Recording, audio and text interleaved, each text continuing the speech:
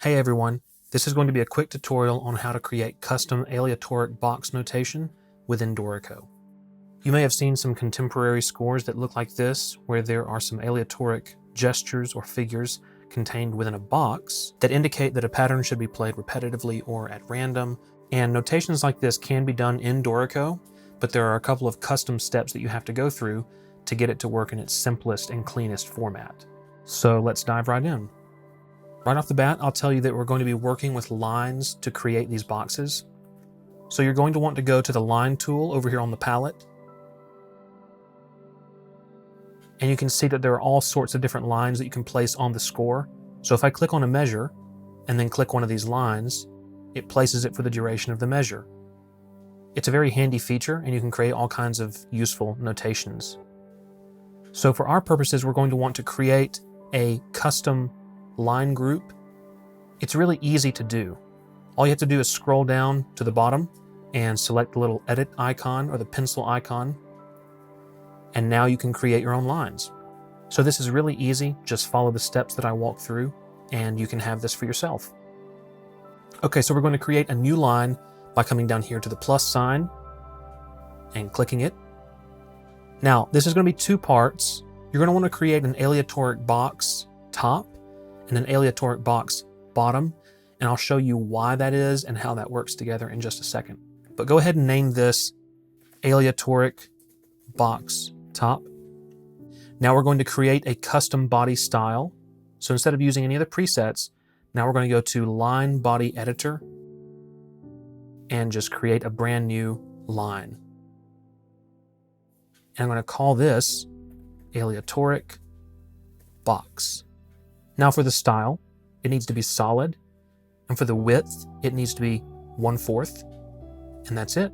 Just click OK. Now back in our aleatoric box top, we're going to change the body style to be our new aleatoric box, and you can see that's reflected up here in the preview.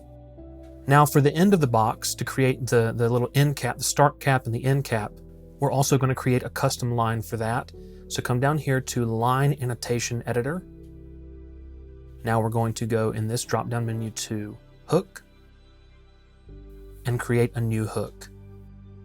We're also going to call this aleatoric box. Now change the length to 14. I know that seems absurdly long, but I'll show you why that works in just a second. Change the line width to 1/4. Make sure the direction is inward facing and the rotation is aligned with axis. Now press OK. Change your start cap on this custom line to aleatoric box and the end cap to aleatoric box. Now we're getting somewhere. There's only a couple of more steps to completing the custom box notation, so let's check those out. We're going to want to make the distance from the staff line -9, and we're going to want the placement to be above the staff because this is the box top. Okay, great. Those are all the settings that you need. So now here's the second part to this. We have to duplicate it and create the box bottom. So let's go ahead with this selected aleatoric box top and duplicate that. And then rename this from top to bottom. And the only setting that we change is now the placement needs to go from above to below. And that's it. Click OK. And now you will see your custom lines here at the top of the palette. So let's go ahead and place them on the staff. Just select a bar and choose aleatoric box top. Add that. Select the bar again and choose aleatoric box bottom. And there you go. You have your aleatoric box. Now you can see how both the top and the bottom lines work together to create the box. It may seem like the endpoints are very long when you look here. You can see just how long those end caps are, but it forms a perfect box shape and almost meets the bottom of the other line or the top of the other line. And this is good because you want plenty of space to work with. Just in case you have a grand staff, you can use engrave mode to have plenty of room up and down vertically for the box to fit. Now, the benefit of this being a line is that you can tell it to attach to the rhythmic grid within Dorico, and I'll show you why. If you look at the bottom left of your screen, you can choose what note value the rhythmic grid snaps to. So I like to choose 32nd note, and if you turn on your system track, you can see just how the grid breaks down as you move. And you can move it in the smallest increments, just nudging it along until the positioning is perfect. Now, the reason this works so well instead of manually moving everything in engrave mode is because if you go to a part,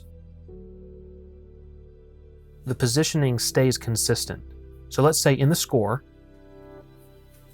you nudge the box to a very, very specific position on the rhythmic grid. If you go back to your part, that spacing is automatically reflected. So let's say you want it to go to beat 3. Just move it to beat 3. And in the part, all the changes are reflected. So that's it. That's how you create a custom aleatoric box notation. And you can get as fancy as you want with your notations. You can create random rhythmic figures or repetitive figures like this. The possibilities are really endless, and I hope this helps you in your notation. Okay, here's a bonus feature. You may have seen these continuation lines on aleatoric notation where you first set up the musical figure in the box, and then there's a solid line telling the player to continue that until a certain point. Those are also really easy to create in Dorico, and here's how you do it. Same process as before. We're going to go to our line palette and create a new line. This time we're going to call it Aleatoric Continuation Line. For this one, I just use a preset line, the solid line body, thicker option. The start cap is none, but the end cap is going to be a custom option. So let's go down here to our line annotation editor and create a new custom end cap. We're going to go to terminal line, create a new one, and call it Aleatoric Terminal Line. The settings are really simple. We're going to change the length to be 3 and the line width to be 5/8. Now click OK and change the end cap of your aleatoric continuation line to Aleatoric Terminal Line. Change placement from above to inside staff, and then click OK. And now, if you want the continuation of this aleatoric figure for a certain amount of time, all you do is highlight the bar and then add your aleatoric continuation line. And now it's on the staff. Now you can also move this to the rhythmic grid in small increments like this to let this figure end whenever you like. Now you may notice something weird going on here. There's also rests in these bars. Typically with aleatoric notation, you don't want those rests to also appear. So it's really easy. All you do is just highlight the bars where you want the rests to disappear. And rather than using edit, remove rests, because that changes the actual spacing of the music, what we want to do is just make the rests essentially invisible. So right click, choose filter, choose rests, go to your properties panel, and click custom scale 1, and now the rests are invisible. And just like the box, this continuation line is locked into the rhythmic grid so that wherever you move it in the score is also reflected in the part. One thing I forgot to mention, if you want to hide rests between the score and the part, you have to make sure that you filter rests, go to your properties panel, and choose globally.